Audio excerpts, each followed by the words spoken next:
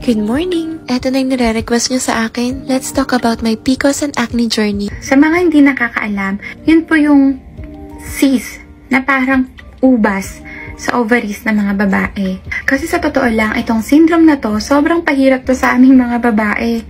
Isa na dyan yung pagkakaroon ng pimples or acne. Isang symptoms din na nangyari sa akin is twice or thrice akong dinadatnan sa isang buwan. And then, binigyan ako ng OB ko ng pills at saka Dufastone para ma-regulate nga yung menstruation ko.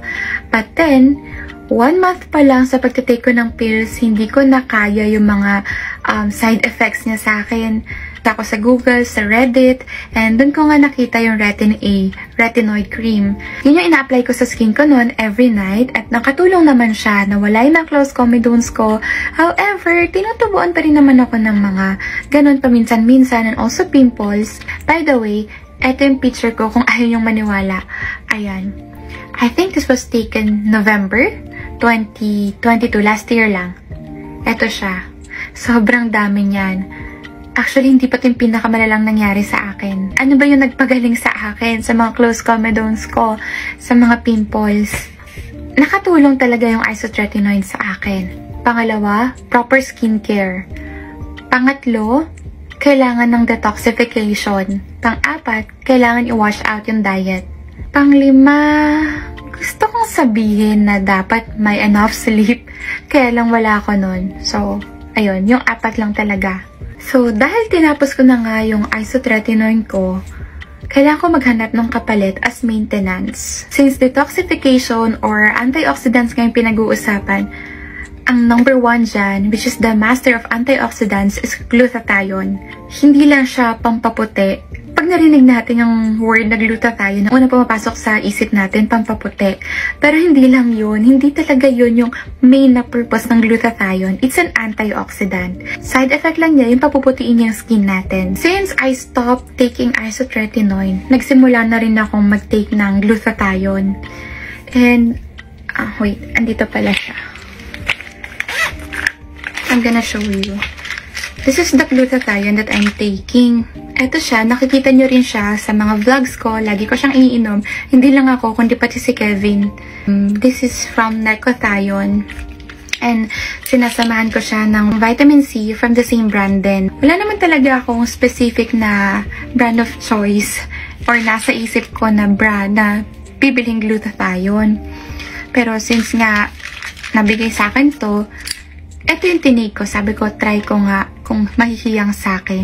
Eh, since nahiyang siya sa akin ng 1 month, kasi laging 1 month yung binibigay kong trial. And, ayun, within 1 month, walang naging side effects sa akin. Hindi ako nagka-pimples. Mas nag-glow yung skin ko.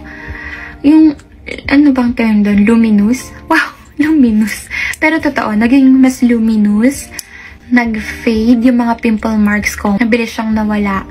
Hindi ako nagkakasakit. Well, hindi naman talaga ako sakitin. Kaya lang, ang dami ko kasing exposure sa COVID sa mga residente namin, sa mga pasyente namin sa facility. Eh, hindi ako tinatabla ng COVID. Siguro, dahil ang glutathione din, ay nakakatulong para ma-boost yung immune system. Buhin ko na lang example si Kevin. Sabi niya kasi, medyo nag-lighten daw yung skin niya. Eh siya kasi regular din yung pag-take niya nito. Sa akin nga din humihingi yung asawa ko ng supply ng glutathione. So yun, sabi niya nga, nag-lighten daw yung skin niya. So sa akin naman, ang gusto ko dito, sa supplement na to, ito na lang yung term, nakaka-fresh siya. Then, ano pa? Skincare. Ayun. Nag-invest ako sa skincare na hiyang talaga sa akin. Pang-apat, diet. Karamihan sa mga may PCOS may problem sa pag-gain ng weight. Kasi nga, kapag meron kang PCOS, meron kang hormonal imbalance and insulin resistance. Kaya diba yung iba sa atin na may PCOS nagme-metformin para ma-regulate yung sugar levels nila. So when it comes to diet, mas okay na bawasan yung sugar at saka carbohydrates. Tapos, get enough sleep. Pero ako, since shifting na yung schedule ko, hindi ko talaga makukuha yung enough sleep. I think that's all for today. Wala naman talagang gamot sa PCOS. Kailangan lang ng proper management. para makontrol. Yun lang. Pag may tanong ulit kayo, comment nyo na lang, tas I'll try to answer. So, ayun lang. See you sa next video. Bye!